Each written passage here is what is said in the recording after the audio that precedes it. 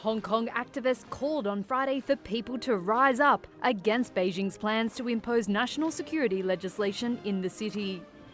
The security presence was high on Hong Kong streets Friday morning as locals waited for more details about the controversial law.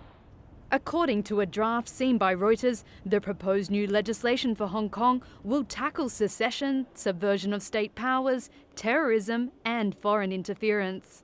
The mood was tense in Hong Kong's central financial district, with Hong Kong stocks selling off as China's parliament sat on Friday to discuss the new law.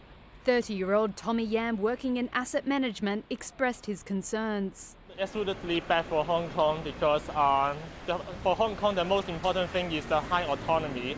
If the national security law has passed, then Hong Kong people, it's just like Hong Kong is returning to China before the 50 years.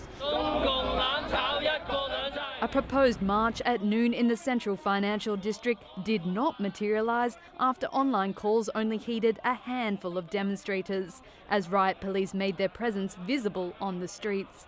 But there's new calls for flash mobs at night, and activists, including Joshua Wong, plan to meet the press to announce, quote, street action later on Friday.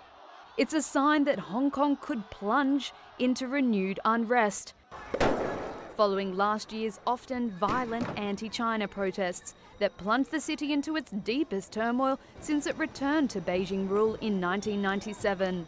Beijing says the legislation will serve Hong Kong's interests and secure its development. But activists and politicians have for years opposed the idea of national security laws, arguing they could erode Hong Kong's high degree of autonomy guaranteed under the One Country, Two Systems handover agreement. A previous attempt to adopt similar legislation in 2003 was met with a protest that drew around 500,000 people. The new security legislation has also prompted President Donald Trump to warn that Washington would react, quote, very strongly against China's attempt to gain more control over the former British colony.